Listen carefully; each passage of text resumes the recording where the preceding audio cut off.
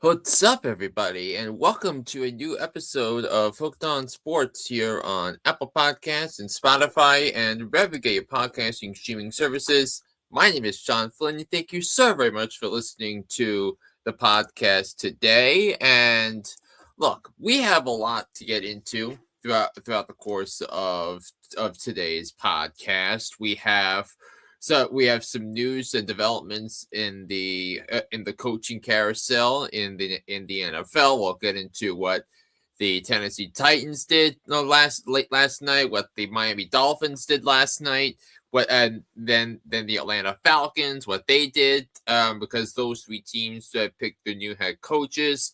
I'll get into some big news in Major League Baseball and with free agency and the Hall of Fame.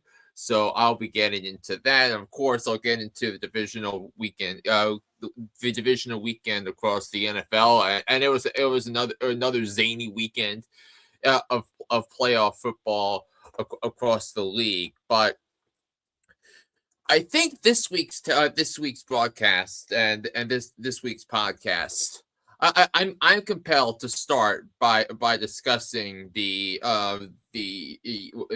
college football playoff and the national championship game. So, wow, they did it. I mean, Indiana, the sad sack college football program in a power conference. A long history of being the most underwhelming Power Five or Power Four college football program completely flips the script in a matter of 2 years, and they wind up winning a national championship last night, taking down a strong Miami squad by a score of 27. What just transpired? What transpired with the Hoosiers over the last couple of years, and there are so many layers to what's transpired in college football over the last couple of years, from the transfer portal, the NIL, and coaches getting fired everywhere. And so many got fired this year from notable programs, but Kurt Signetti, who came over to Indiana from JMU, built them into a really strong college football program. He got JMU into FBS action. He got if there was a 12-team playoff in 2023, JMU would have been eligible, would have made that 12-team playoff, and then he bolted to Indiana for a better contract and better facilities, and he brought a group of 13 players with him to Indiana to help set up a culture, and brought a lot of unknown, little known players through the transfer portal. And he gelled an elite culture that has the makings of long sustained success. With the Hoosiers, and it was really a season. It was really the ultimate Cinderella season. And Howie Rose, the longtime brilliant voice of the New York Mets, said that this Indiana team is the college football's version of the 1969 New York Mets. So the ultimate Cinderella story, the ultimate turnaround, and we were treated to another terrific game last night between Indiana and Miami. And it was Indiana started strong. They shut out Miami in the first half, and then Miami kept punching back. You had the Mark Fletcher long touchdown run to set up this a long sprint sprint to the finish, and the two sides were going back and forth. And then on a 4th and 5 with the national championship on the line, using the phrase, the description Keith Jackson did in the national championship game 20 years ago with Vince Young and USC. 4th and 5 going for it after having another successful 4th down conversion earlier in the drive. Fernando Mendoza picks up a 1st down, breaks a bunch of tackles, and he bulldozes his way to the end zone for a touchdown, which put Indiana up 24-14. And then Miami came back, scored a touchdown right afterwards, and it was an intense finish, but Indiana came up with the takeaway, and they wound up winning the national championship. And wow, there are a lot of dramatic turnaround stories in sports, but in the NFL, you talk about the Patriots in 2000 and 2001 when the dynasty started to come together. So you look at a Cinderella run like the Villanova 1985 national championship team in the first year of the round where the round of 64 took place in the NCAA men's basketball tournament. But this unequivocally is the undisputed Cinderella story of college football history. So with what's at stake, and here are some brilliant nuggets that I found based on how unlikely it was for Indiana to win a championship. So they had 0 5-star recruits and 7 4-star recruits, and 8 of their starters had 0 stars attached to their recruiting profile. And last night they defeated a team with that field had 5 5-star recruits and 44 star recruits. It's the average age of the players on the team was 23 years old. So you have a lot of graduate transfers. And not only was this the David versus Goliath, I said that they dominated as the David all year. So they are the first 16-0 college football team since Yale did it back in 1894, some 131 years ago. They also had a plus 479 point differential, the second greatest in the AP poll era. The only one the only one that it trailed was Florida State when they won the national title back in 2013. So it's a season for the ages. This was a perfect roster to assimilate the culture that Curt Cignetti wanted to build, and now not only has Indiana won a championship, their mark is on the college football landscape, and it's going to be that way for years to come. There are going to be plenty of stories written about this team. There are going to be plenty of people that tell the stories of this team to younger generations, not only in the state of Indiana but around the country, and the loyal alumni fan base. And Mark Cuban deserves a lot of credit for fielding resources and donations to IU and make things happen on the gridiron. So what an unbelievable scene down in South Beach. And Miami was kind of an underdog story as well, in a sense, because they were the last team into the CFP. So and they had to win 3 games to just to get back home to the national championship game. They beat they beat a really good Texas A&M team that they overpowered the defending champions, and they survived against another feel-good story with Trinidad Chambliss and Ole Miss just to get to the final. So give Miami credit for the season that they had, and when Miami is part of the conversation for championships, so that's good for college football. So this is also a major win for the supporters of the expansion from 4 to 12 in the college football playoff, because you had a lot of drama throughout the whole throughout the last few weeks of the college season. So you had 3 outstanding instant classic type of ball games. So in this stretch, the Sugar Bowl between Ole Miss and Georgia, the Peach Bowl between Miami and Ole Miss, and this incredible turnaround perfection completed, pulled off by the Indiana Hoosiers tonight. So what an unbelievable night in college football, and now the seeds are starting to fall into place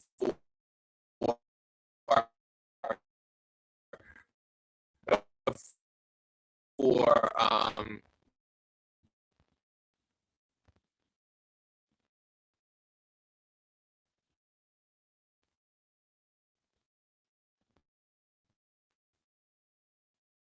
you have to think about that as a sense here for everyone involved in college football, and most especially now that this Indiana group has etched its name and will be part of IU's legacy as long as it exists.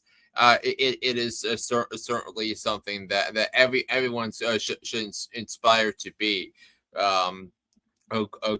Going forward, what an unbelievable story with Indiana and the college football playoff, and all of that, and now you also have the back for the Big Ten: Michigan, Ohio State, and now Indiana. And previously the Big Ten had been the inferior of the big conferences in terms of acquiring a national championship. Now they've won 3 in a row. So you had that as well with that. So congratulations to everyone involved for Indiana winning the national championship. You gotta love sports. Now, on to my takes, and my takes have takes for the quartet of games that you saw over the weekend for the divisional round, and I'm kind of compelled to begin with the 2 overtime games this weekend: Bills Broncos and Rams Bears, and I want to start with the Bills and the Broncos because that was one of the zanier games of the year, and if you looked at how things transpired, and the Broncos took advantage of Bills mistakes. The Broncos forced 5 turnovers. The Broncos took advantage of those opportunities, and there was one at the end of the first half, right after the Bills had scored a touchdown, where the Bills fumbled, where Josh Allen fumbled and was recovered inside the field goal range, and Denver scored 3 points to make it 20-10 at halftime. And then the Josh Allen leads 2 impressive scoring drives in the fourth quarter. At one point, they're 24-23, and then they wind up going 27-23. The Broncos go down the field after that with 4 minutes left, score 73 yards for a touchdown. But Buffalo comes back and forces a field goal to send it to overtime. The Bills won the toss. Broncos got the ball first, and then after the Broncos missed, the Bills were able to The Bills got the ball back, and then they had picked up a couple of nice third downs on the drive with that, and then on third down, the next set of downs, Josh Allen throws a long deep ball that appeared to have been completed by Brandon Cooks, but instead was ruled an interception, and Denver got the ball back. They got down the field by the aid of two Buffalo defensive pass interference penalties, kicked the field goal, and the Broncos wound up winning 33-30. So. And then after the game, it was announced that Bo Nix suffered a broken bone in his ankle, which means he's done so for the season. So with the Broncos advancing to the NFC Championship game, Jarrett Stidham is going to be the starting quarterback for the Denver Broncos in the AFC Championship game coming up this Sunday. In Denver, so there are a lot of things to go in this, but really two things for Buffalo. One, I thought the Bills were completely screwed on that third down call, where the catch was clearly made by Brandon Cooks, and if you watch the replay over and over again, it was clear that Cooks made the catch and was down by contact. And it should have set up a game-winning field goal for Matt Prater and the Bills to send Buffalo back to the AFC Championship game. But the refs blew it. The refs screwed it up. So because of that, the Bills, it's another case of the Bills complaining about the rules, because remember the overtime rules in the Buffalo Kansas City game 4 years ago, where the Josh Allen never got to see the ball in overtime after the Bills 13 seconds happened. So the Chiefs wound up winning that game. No, so you have that, and now you have this generation's version of the Dez Bryant play, and it was clear that he caught it, but apparently to the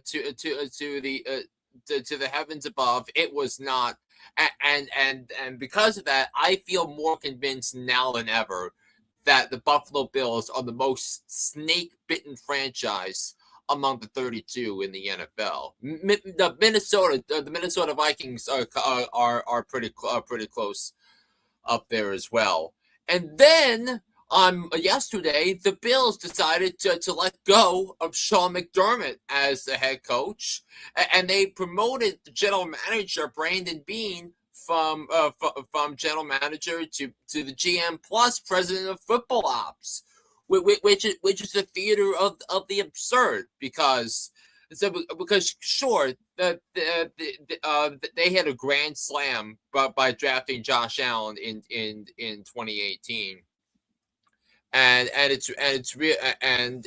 but really though, the Bills drafting has gone southward since then, and the crazy nugget that I found was that in their last 56 draft picks, they only drafted 2 Pro Bowlers. That would be James Cook and Dawson Knox, which is kind of a futile record in the drafting department. But Josh Allen being so good year in and year out, winning so many games for the Bills, playing Superman, so that's been why the Bills have won so many games, and that's quite honestly why Brandon Beane had a job for so long, why Sean McDermott had a job for so long, why Brian Dable was able to get a head coaching job out of this, and we'll see if he gets a second out of this, depending on what happens in some other job searches across the NFL after 3.5 years for the Giants. But it's kind of crazy why that was the case. But what I do think the Bills need to do here is the Bills need to hire an offensive coach. Because I mean, there were so many lapses in terms of game preparation, and making the little mistakes that have cost the Bills. That cost the Bills games all year. You look at the New England game, you look at the Atlanta game, and I warned you after the New England and Atlanta games, so that this Bills team was not going to wind up winning the championship, and if it wasn't for the Bills committing all those turnovers, then the result of the game would have been completely different. I don't regret my pick for Buffalo beating Denver because I thought Buffalo came in with a lot of confidence and Denver was vulnerable in some areas of the roster. So that's something to look at on so many senses there. So the Bill season proved to not be a success. It cost Sean McDermott his job, and now you got to wonder the amount of pressure that's going to be on the man who they're going to hire as the head coach going forward. So this could very much be what happened with Denver 11 years ago when they canned John Fox and they hired Gary Kubiak to be the head coach, and they wound up winning the Super Bowl more than a year later. The Bills are hoping that is a similar case this year. So what a wild win for the Broncos and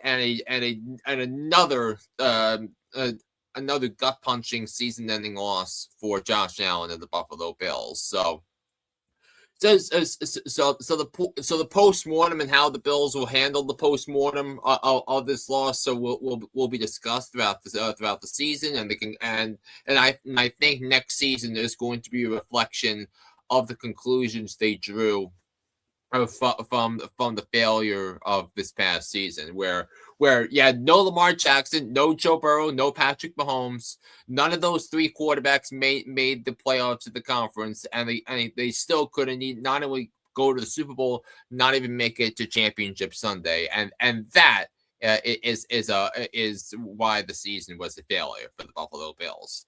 Now on to the other overtime game on Sunday night, which was kind of absurd between the Rams and the Chicago Bears, and I was most excited about this particular matchup more than the others. I mean, I knew it was going to be a close game. The Bears obviously covered the 3.5 point spread, which made me avoid a goose egg on the spread picks over divisional weekend. But yeah, this was another wild affair as well. It was a pretty defensive first half, and then there were a lot of mistakes made by both of these teams, and with terms of a lack of execution, in terms of bad play calling, especially with Ben Johnson, the Bears, that on the opening drive, Ben Johnson decided to go for it on fourth down in field goal range. I would have taken the points, but that was a mess, and then they went for it on and then down 17-10 late in the fourth quarter. It's not the viral moment just yet. They had a possession before the Bears had a third and goal and a fourth and goal. And they decided to run on third and goal after being held to a gain of a yard or two on first and goal, and then second and goal. They ran it again on third down, only to get stopped or DeAndre Swift to get, I believe it was who he is, to get stopped on third and goal. And then they decided to throw one on fourth and goal, so short of the goal line. That did not make any sense either. And then the Rams had an opportunity to put the game away, but they had a 3rd and 10 before the 2-minute warning, and they decided to hand off to Kyren Williams. That didn't make any sense either. So then the Bears get the ball back. They go down the field as Bears faced with the 4th and 4 and 4th of the season. Caleb Williams trying to get out of trouble. He tries to run away, throws off his back foot into the from the 40-yard line into the end zone where Cole Kmet scored a game time touchdown with 13 seconds left. The reaction videos I'm seeing for both the Rams and the Bears fans were like unbelievable, so surreal. And then he kicks the extra points instead of going for 2. I personally would have gone for 2 because the Rams were still so shell shocked behind what happened on the previous possession, the previous play where it should not have been a touchdown based upon the Rams defensive line and that blitz overpowering the Bears a strong O line on that 4th down, and then not leaving Cole Kmet wide open for that touchdown, kick the extra point to send to overtime. And then the volatile nature of Caleb Williams got to him at the end. Williams throws a pick to Cam Curl. Rams march down the field, and included on that play was a ridiculous throw Stafford made to Devontae Adams to set up a first down, move the chains. And then they go on to kick a field goal to send the Rams to the NFC Championship game. So, well, those were the 2 crazy games of the week. Of the weekend in.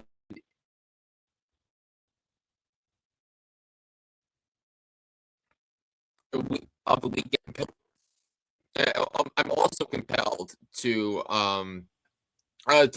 talk about the Bears offseason because because if you look at the Bears offseason up ahead, if you look at particularly at their schedule next year, so they have a first place schedule next year and the same place. So they play obviously their own division. They play the AFC South. I think they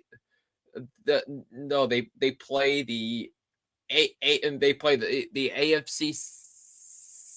No, they play the AFC East, Buffalo, New England. They play the they play the NFC South, and they play the So those are 14 games. Then you have the same place finishers in the NFC East, the NFC West, and the AFC South, I believe. So which means that they drew the Eagles, the Seahawks, and the Jaguars, I believe, as their as their same place finishers. I just want to make sure that I am right on this because just make sure that I'm on the same page with this. So yeah, they draw the Eagles, the Jaguars, and the Seahawks, all teams that I think are in good hands going forward. So yeah, it's going to be a Herculean effort there. You still have Caleb Williams on your rookie contract, but you have you're over the cap by about $4 or $5 million at this point. So you got to think about which players you want to trade to give yourself some room because the Bears still have some issues with their roster. I was not a fan of their run defense at all. Because I wasn't really. That was really where the concerns were for the Bears, and then you got to work with Caleb Williams being more consistent and more accurate because that was what held the Bears back this year because if Caleb Williams was more consistent and more accurate with the ball, then this would mean that the Bears are at least in Championship Sunday, if not the best team in the NFC, if that's the case. But that clearly is not. So I believe the Bears, And I think there are a lot of candidates I can see already taking a step back next season. Because I think in the NFC the Bears are one but I would say though I think there are four clear step back candidates in the NFC. I think you look at the Bears as one. I think the other three are the Carolina Panthers, the Green Bay Packers, and the San Francisco 49ers. So those are the three others that I could see taking a step back for in the grand scheme of things in the NFC, and then maybe we'll have to see what transpires with the Philadelphia Eagles if they can't land an elite offensive coordinator. Sounds like they'll probably wind up getting one. Based upon things about the Lions, the Titans, and all of that, but yeah, I think the NFC could be look a lot different in 2026 and beyond. So those were the two big games that I think were there. And then just to touch on the other two games, Seattle stomped San Francisco. The final score was 41-6. It wasn't really a competitive contest. Rashid Shaheed returned the opening kickoff 95 yards for a touchdown, and I didn't think San Francisco had a chance after that. And even with Sam Darnold's oblique injury, I do regret switching my spread pick from Seattle to San Francisco, but Darnold was okay. The Seahawks had a balanced attack. They said they stopped everything that the 49ers have had on their tracks, and the game was basically over by halftime. And look, I think Seattle has the best roster in the NFC. I think they're the most well constructed, most complete team in the NFL, and that's really a credit, I think, to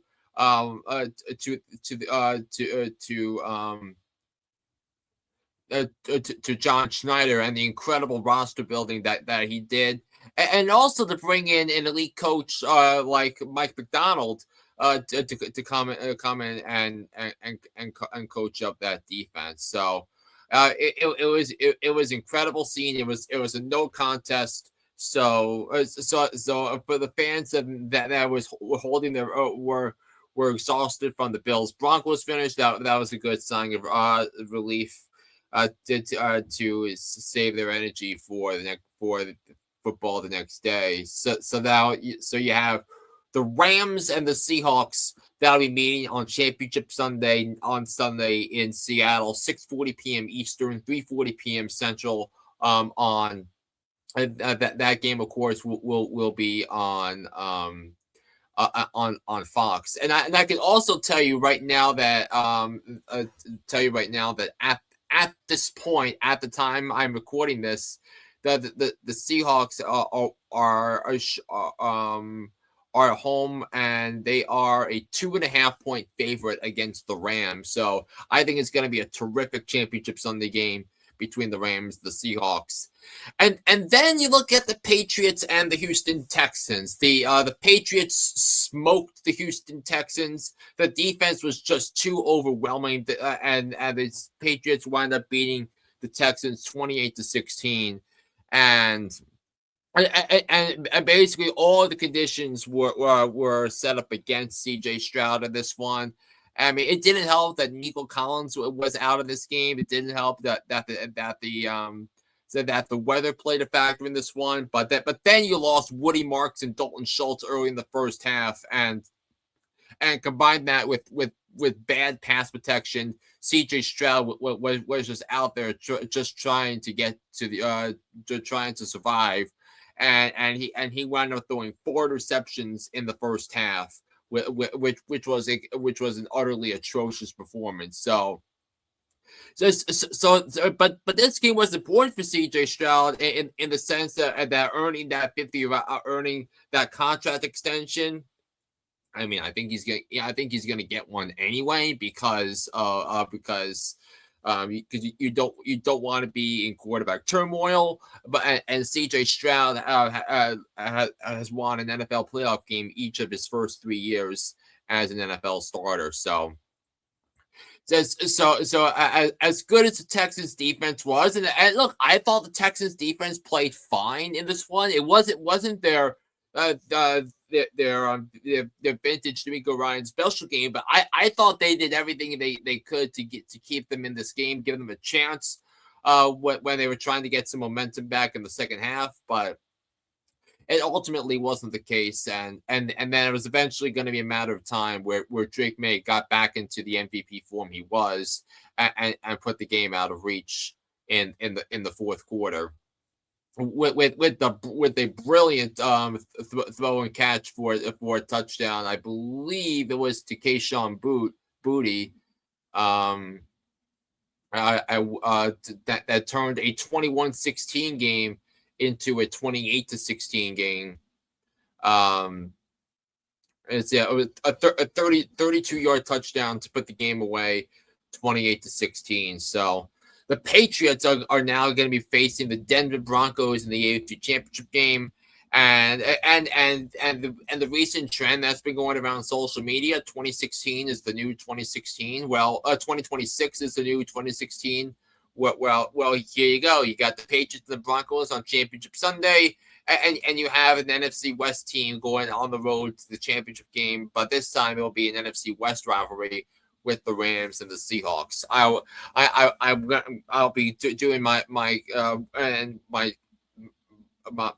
special for the championship games coming up later this week. It is my favorite Sunday of the entire NFL schedule. A championship Sunday, because you're guaranteed to have a matchup between two outstanding teams in these games. So it's going to be a lot of fun coming up on Championship Sunday all across the NFL. Now, I do want to go through some of the names we've been hearing on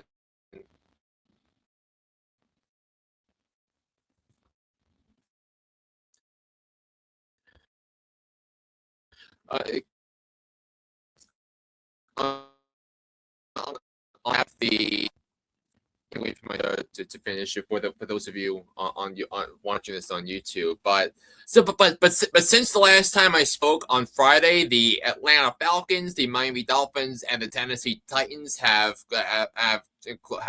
named their new head coaches. The Atlanta Falcons, they hired former Browns head coach Kevin Stefanski as their next head coach, and I think that's a terrific, sensational hire by the Atlanta Falcons, and I think it was clear that they needed an offensive coach. They needed a good play caller and schemer on there, and Matt Ryan coming in as the new chief executive of football ops in Atlanta, coming in and making the moves, and he lands who I thought was the strongest non-John Harbaugh candidate to serve as the head coach of the Atlanta Falcons, in Kevin Stefanski. It's a shame that Stefanski was so saddled with organizational dysfunction in Cleveland, and now he goes to a place where he's got Bijan Robinson, he's got he should be getting Drake London back from injury. Kyle Pitts potentially we'll see. Is what we'll see if he comes back, and then you have a solid offensive line and Michael Penix Jr. As well. I mean, I mean the Falcons still have the things to get right on defense, but I thought the defense played well down the stretch of the season. So I could see a turnaround season for the Atlanta Falcons next year. And I think it's a terrific hire by Matt Ryan and company. Now the Dolphins have closed in on a hire last night. They hired Jeff Hafley, the Green Bay Packers defensive coordinator, as the new head coach. And look, I don't believe that this is the most inspiring hire by any means, because if you look at how Jeff Hafley's schemes collapsed at the end after Micah Parsons got hurt, and how the Packers blew that game to the Bears, and how they let him come back down 21-3 in this game in the wild card game a couple of weeks ago. Yeah, it's hard to be inspired by that, but you also have to keep in mind that the situation that Dolphins were saddled in, keeping Chris Greer on for too long, that the Dolphins have over $30 million, are currently $30 million over the salary cap, and they have to get over the projected salary cap of $295.5 million according to overthecap.com. They're going to have to get that under that before the league year starts on March 9th. The free agency tampering period begins at noon Eastern on that day. So we'll be keeping our eyes on what transpires there with the Dolphins, but really this is about having an alignment of the head coaching of the head coach and the general manager. Yeah, they never seemed to have one. So it'll be with Chris Greer and whether it was Adam Gase or whether it was Brian Flores or Mike McDaniel. Now you have a sort of head coach GM duo. And I believe the only way the Dolphins are going to get out of the purgatory they've been is building through the draft. So which is hence why they hired John Eric Sullivan to be the general manager. And now you got to bring in Green Bay culture with them. A no nonsense type of coach is what the Dolphins are hoping for in Jeff Hafley. But I honestly. I both disagree with the hire, but yeah, it's a reflection of the hole the Dolphins put themselves into, based on the inability to fire Chris Greer after 2024, and keeping Chris Greer over Brian Flores in 2021, and so on and so forth. So that's the thing here for the Miami Dolphins. And then right at midnight last night Eastern time, the news came out that Robert Saleh is going to be the head coach of the Tennessee Titans, which was like, I'm like my jaw dropped, like what on earth is going on here? And look, I mean I'm trying not to be personal here with anything here, but I honestly don't think this is an inspiring hire at all, because even with all the injuries and Saleh playing and what Robert Saleh did in San Francisco was commendable, but it just wasn't good enough. And eventually the easy strength of schedule was going to catch up to San Francisco. So now you have that, and then they got bounced by the Seattle Seahawks in the divisional round on Saturday night, and then just 48 hours later, he gets a head coaching job with the Tennessee Titans, which is kind of wild. So, I mean, Robert Saleh, he coached an average defense this year, but I mean, you kind of needed to hire an offensive coach here to help with the development of Cam Ward here, and it seems like you might be wasting it away unless Mike McDaniel comes in and be and serves as his offensive coordinator, which is very much a possibility there. But I think if that's the case, if Mike McDaniel comes in as a play caller on offense, I think that would be terrific as well. That might be the only reason why I could bail out the Titans for this, because it's important to develop the quarterback, and it was clear that Brian Callahan had absolutely no idea what the hell he was doing as the head coach. So now it's going to be up to Robert Saleh to bring in an elite offensive coordinator, and I think Mike McDaniel or Brian Dable make a ton of sense on that regard. So. And also elsewhere, we still have the head coaching openings with the Pittsburgh Steelers. I think three names. I feel like it's going to be either Nate Scheelhaase Shieldhouse, the Rams pass game coordinator, or it's either going to be Chris Shula, the Rams defensive coordinator, or Brian Flores, the Minnesota Vikings defensive coordinator. I feel like it's going to be one of those three names to be the head coach. But as Baltimore still figuring things out, I think Cleveland is going to wind up hiring Jim Schwartz, which I think makes a ton of sense for the Cleveland Browns. I think he seemed to be the only one that wants the Cleveland job. So I think him staying on would be a good fit for the Cleveland Browns. You still have the Cardinals head coaching search. You still have the Raiders head coaching search. So I believe all and then of course we have to see who Buffalo is going to appoint as their new head coach. And man, if you're the Giants or the Falcons, I mean, how good must you feel to lock in contracts with your priority candidates before a job like coaching job in the likes of coaching up Josh Allen opens up. So proactivity paid off, and that's what paid off here for the Atlanta Falcons and the New York Football Giants. Now, on to some big news in Major League Baseball right now this week, because there are really four notable things in Major League Baseball that I think need to be discussed.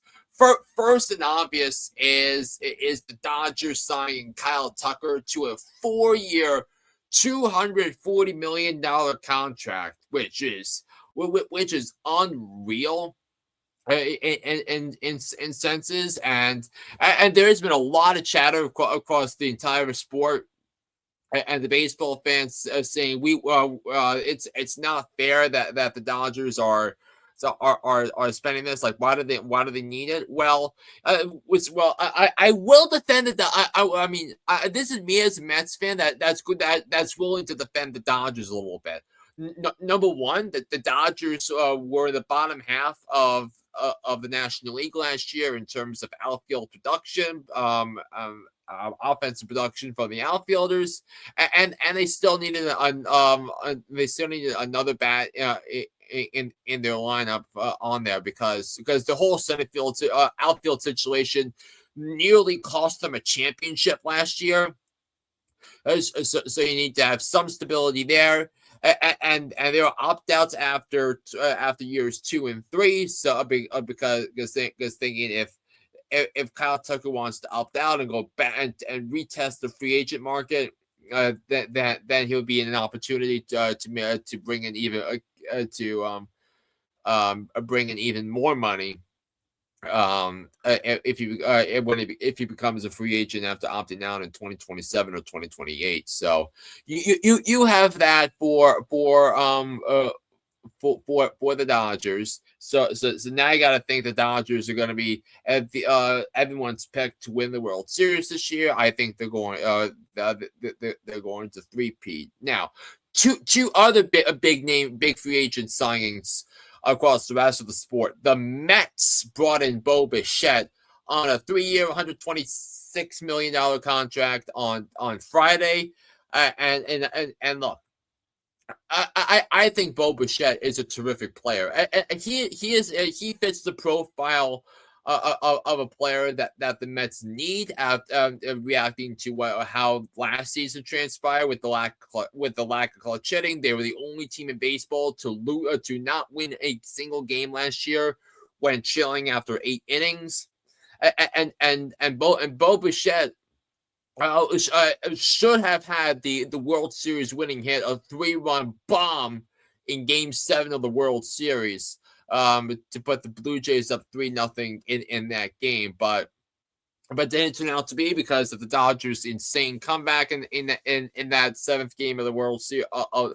In that 7th game of the series, but nonetheless, he is a terrific player. He is one of the I would say one of the 50 best players in baseball. I think, but you kind of have to wonder and I know Mets fans are going to be saying it's great that we finally spent, but I am not going to deny the reality that there is going to be some awkward roster construction with this Mets squad. Is Brett Beatty going to play left field? Are they going to trade Brett Beatty and Mark Vientos for a frontline starter?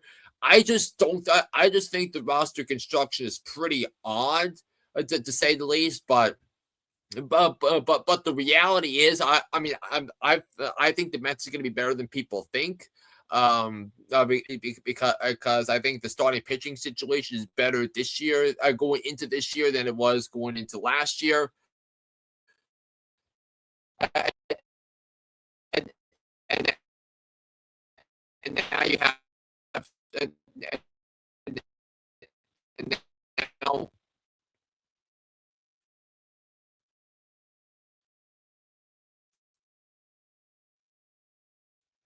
you have, since we were able to replace a lot of the Pete Alonso production in on there. So you have that. You have what transpired with LA, and then the Boston Red Sox made a move. They signed Ranger Suarez to a 5-year, $130 million pact last Wednesday, and I think that's a terrific move by the Red Sox. And look, the Red Sox offseason has been wonky with how they handled the Devers Bregman situation. But I think the Red Sox are the best, have as good a pitching staff as anybody in baseball this year. So I mean, because with what they have with their rotation, with the with what they had already, and how that rotation helped pitch the Red Sox into the postseason. But now you have Garrett Crochet, Sonny Gray, and Ranger Suarez atop that rotation. That's as good a 1, 2, 3 in the rotation as you can get in the American League. So I think the Red Sox are despite the offseason hooligans with Bregman and then last year with Devers, both gone. Both gone. There's separate ways. Bregman to the Cubs and Devers to San Francisco in the trade. I think the Red Sox have enough talent in their lineup to be able to score runs and let the pitching staff go to work. So I could see the Boston Red Sox going back to the playoffs in 2026 with that. And then the last thing about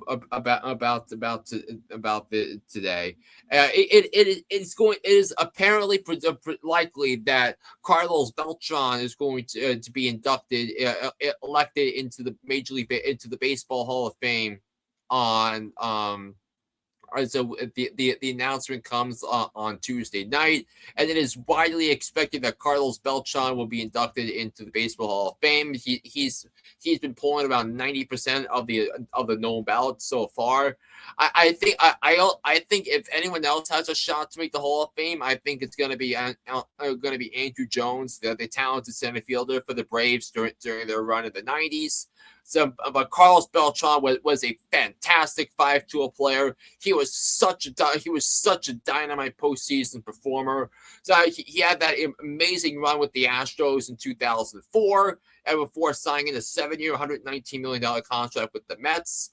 And he put together a fabulous career with the Mets, and then going to St. Louis, the Yankees, and then Texas, and then Houston to round up his career. The one caveat, the reason why Beltran is not a Hall of Famer yet is because of his role with the 2017 Astros and their cheating scandal. But I'm being associated with that club.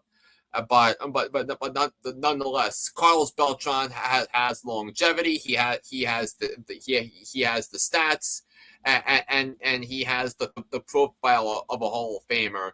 To be able to get into the Hall of Fame, and of course, I watched Carlos Beltran when I was younger. When I first followed the Mets, Carlos Beltran was in the midst of an MVP caliber season in 2006, and now I think you're going to see Beltran in the Hall of Fame. So well-rounded, incredible arm, incredible glove, incredible switch hitting bat, Rookie of the Year, a 9-time All-Star, 3-time Gold Glove, 2-time Silver Slugger, a career WAR, baseball reference WAR of 70.0, 2,725 hits, 435 home runs, and 312 stolen bases, a career 279 average, in nearly 10,000 in over 10,000 plate appearances. I think it's going to be a great day for Carlos Beltran, and I think Carlos Beltran is going to go into the Hall of Fame wearing a Mets cap. And that's going to do it for this edition of Hooked on Sports. Thank you so very much for listening to the podcast today. I'll be back here on the podcast later this week to discuss everything that's going to transpire in the conference championship games. So until then, this is John Flynn saying so long. I'll be back here on the podcast later this week. Take care, everybody, and so long, and be safe out there. So long, everybody.